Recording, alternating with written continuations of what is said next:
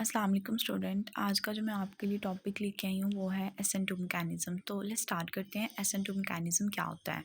SN2 mechanism जो है वो सब्स्टिट्यूशन न्यूक्लियोफिलिक बायमोलिकुलर होता है। ठीक है, मतलब सब्स्टिट्यूशन का मतलब ये है कि अगर एक मतलब एटम है, कार्बन एटम सपोज कर लें, उसके साथ 4 एटम अटैच हैं, तो जब कोई एक और एटम उसके साथ आके अटैक करेगा तो वो चारों में से एक जो है वो अलग हो जाएगा और जिसने अटैक किया है वो उसके साथ आके अटैच हो जाएगा।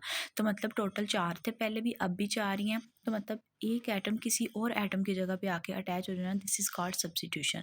न्यूक्लियोफिलिक उसको कहते हैं। न्यूक्लियोफाइल एक ऐसी स्पीशी होती है जिसके ऊपर नेगेटिवली चार्ज होता है। ठीक है, और जो SN2 जो मैकेनिज्म होता है ये वन स्टेप प्रोसेस होता है कि एक ही स्टेप के अंदर ये रिएक्शन कंप्लीट हो जाता है विदाउट फॉर्मिंग इंटरमीडिएट। इंटरमीडिएट एक ऐसी स्पीशी होती है जो थोड़ी देर के लिए बनती है। ये एज आ रिएक्टेंट के तौर पे भी एक्ट करती है और एज आ प्रोडक्ट के तौर पे भी कई बार एक्ट करती है। ठीक है, लेकिन ये मोस्टली केसेस में रिएक्टेंट के तौर पर एक्ट करती है, फिर उसके बाद फाइनल प्रोडक्ट बन जाता है। ठीक है, SN2 मैकेनिज्म न्यूक्लियोफिलिक जो होता है ना, बेसिकली कार्बन एटम पे अटैक करता है बैक साइड पे जो लिविंग ग्रुप होता है, क्योंकि ये देखो ना लिविंग ग्रुप है। अब लिविंग ग्रुप मतलब एक्स है, और जैसे हमारे पास यहाँ पे हैलोजन भी अटैच हो सकते हैं।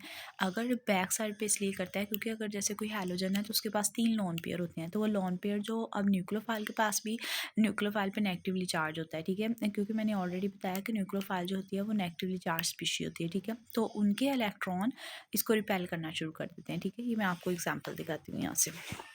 सपोज ये देखें, अब ये हमारे पास SN2 मैकेनिज्म है। अब ये हमारे पास न्यूक्लियोफाइल नहीं, लिविंग ग्रुप जिसने उतरना है। ठीक है, और न्यूक्लियोफाइल ये है जिसने आके अटैच है। तो अब ये बैक साइड पे इस तरह से इसके ऊपर अटैक करेगा। सामने से अटैक नहीं कर सकता क्योंकि यहाँ पे 3 इसके लॉन पेयर हैं, तो जो इसको रिपेल करें, क्योंकि जो इसके ऊपर भी लॉन पेयर हैं और जो यहाँ पे जो इलेक्ट्रॉन होते हैं उनके ऊपर भी लॉन पेयर होते हैं। ठीक है, नेगेटिवली चार्ज होते हैं। तो नेगेटिवली चार्ज जो सिमिलर चार्ज होते हैं वो एक दूसरे को रिपेल करते हैं और अपोजिट चार्जेस एक दूसरे को अट्रैक्ट करते हैं। ठीक है, ओके जी, नेक्स्ट चलते हैं हम लोग। अब जी इसके ऊपर बैक साइड पे अटैक करेगा जिसकी वजह से वो एक उतर जाएगा, तो इसमें थोड़ी देर के लिए ट्रांजिशन स्टेट बन जाएगी। ठीक है, अब ये हम लोग इसकी एग्जांपल, ये जो थ्योरी है इसमें सारा यही लिखा है कि इसको SN1 मैकेनिज्म कहते हैं। ठीक है, वन स्टेप प्रोसेस होता है। अब इसकी एग्जांपल हम लोग देख लेते हैं। ये कार्बन है, ये न्यूक्लियोफाइल ने इसके बैक साइड से अटैक किया। ठीक है, क्योंकि यहाँ पर जो है वो इसके लॉन पेयर प्रेजेंट है। ठीक है, इस वजह से उनको रिपल्शन होती है। ये फ्रंट साइड से इसके ऊपर अटैक नहीं कर सकता। ठीक है,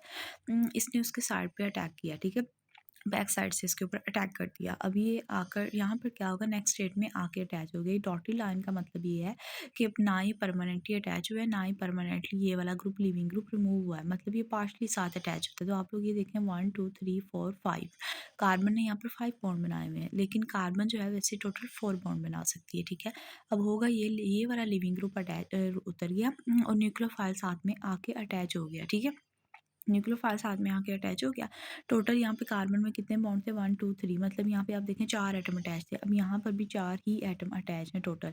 अब न्यूक्लियोफाइल आ गया और एक उसकी जगह पे लिविंग ग्रुप जो उतर गया, तो इसको क्या कहते हैं हमारे पास, ये होता है सब्स्टिट्यूशन हुई है। मतलब टोटल पहले भी 4 थे, अब भी 4 हैं जो न्यू बना है, लेकिन एक उसकी जगह जो है एटम रिप्लेस हुआ है। ठीक है, एक्स की जगह न्यूक्लियोफाइल आके अटैच हो गया है।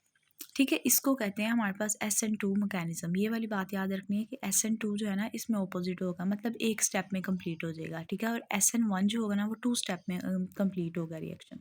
ये एक स्टेप में मतलब न्यूक्लियोफाइल ने अटैक किया, लिविंग ग्रुप रिमूव हुआ और न्यूक्लियोफाइल साथ आके अटैच हो गया। लेकिन अब मोस्ट इंपॉर्टेंट थिंग जो आप लोगों ने देखनी है, अब इस तरफ आप लोग देखें कि यहाँ पे कार्बन है, इसके ऊपर हाइड्रोजन किस तरफ अटैच है, लेफ्ट साइड पे।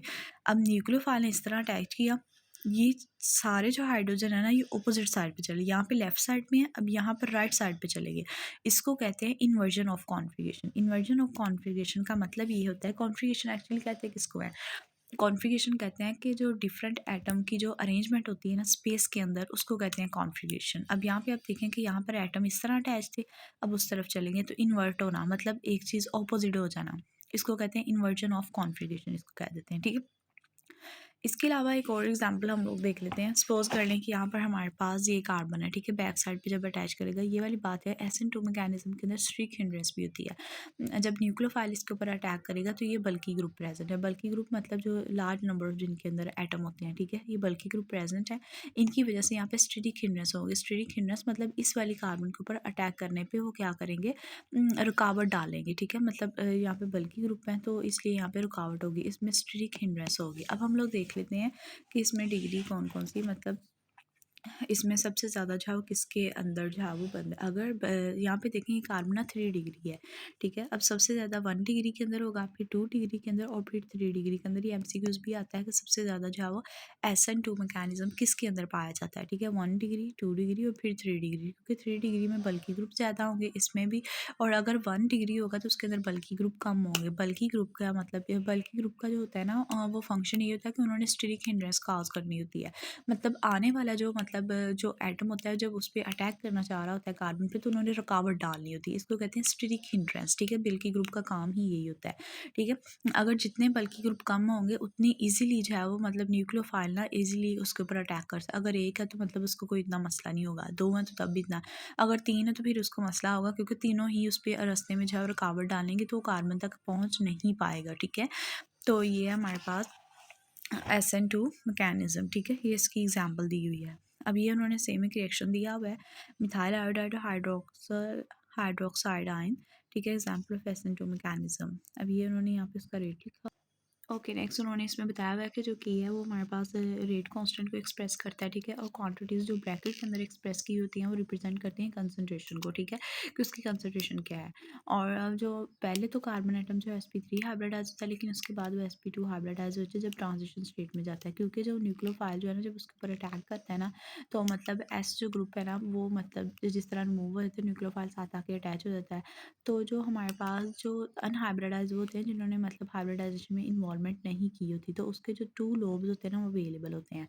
तो इस तरह क्या होता है, न्यूक्लियोफाइल जब अटैच करता है ना साइड ऑफ द मॉलिक्यूल, तो जो लिविंग ग्रुप होता है ना वो बियर करता है वो उसको अनफेवरेबल जो होता है ना, मतलब जब देखें ना उसके ऊपर अटैक करना है, तो मैंने ऑलरेडी आपको बताया हुआ है, ठीक है, कि वो ना किस तरह अटैक करता है, मतलब स्ट्रीक हिंड्रेंस वगैरह आती है, रिपल्शन होती है। ये सारा इसमें ना यही लिखा हुआ है कि मतलब किस तरह रिपल्शन है, और ट्रांजिशन स्टेट बिल्कुल थोड़ी देर के लिए बनती है, ठीक है। तो ट्रांजिशन स्टेट जो है ना उसके बाद जो है फाइनल प्रोडक्ट ट्रांजिशन स्टेट में ये होता है कि उसमें डॉटेड लाइन से जो है वो डॉटेड जैसे होती है ना उसकी लाइन की मदद से जो लिविंग ग्रुप और जो न्यूक्लियोफाइल आपके साथ अटैच हो जाएगी, ये बड़ी थोड़ी देर के लिए बनती है। उसके बाद लिविंग ग्रुप रिमूव हो जाता है और न्यूक्लियोफाइल जो है जो डार्क लाइन होती है ना, जैसे ये सपोज कर लें, मैं आपको दिखाती हूँ, जैसे ये कार्बन में लगी हुई है, तो ये होती है हमारे पास बाउंड लाइन को रिप्रेजेंट करता है, तो इस तरह आके अटैच हो जाता है। अब ये हमारे पास उन्होंने दी हुई है एनर्जी डायग्राम। एनर्जी डायग्राम में उन्होंने बताया कि प्रोसेस ऑफ रिएक्शन क्या होता है, और ये है फ्री एनर्जी। अब यहाँ पे उन्होंने रिएक्टेंट दिए हुए हैं और यहाँ पे उन्होंने प्रोडक्ट दिए हुए हैं। मतलब ये ट्रांजिशन स्टेट में सबसे ज़्यादा जो एनर्जी होती है ना वो मतलब ये उन्होंने बताया कि जो एनर्जी का जो डिफरेंस होता है इसको कहते हैं एनर्जी का डिफरेंस, ठीक है। मतलब प्रोडक्ट और रिएक्टेंट के दरमियान जो एनर्जी का डिफरेंस होता है ना इसको कहते हैं difference of reactant and transition state, इसको एक्टिवेशन एनर्जी कहते हैं। और ये रिलेट करती है मतलब रिएक्शन के रेट के साथ। और उन्होंने ये कहा जितनी एक्टिवेशन एनर्जी हाई होगी उतना ही रिएक्शन स्लो होगा, ठीक है। SN2 मैकेनिज्म के अंदर उन्होंने ये बताया हुआ एनर्जी का रिएक्शन, ठीक है। अगर यहाँ तक आपको कोई बात समझ नहीं है तो आप मुझसे पूछ सकते हैं कमेंट सेक्शन में। मैं as soon as possible SN1 mechanism भी फॉलो वो ना अपलोड कर देती हूँ। अल्लाह हाफिज़।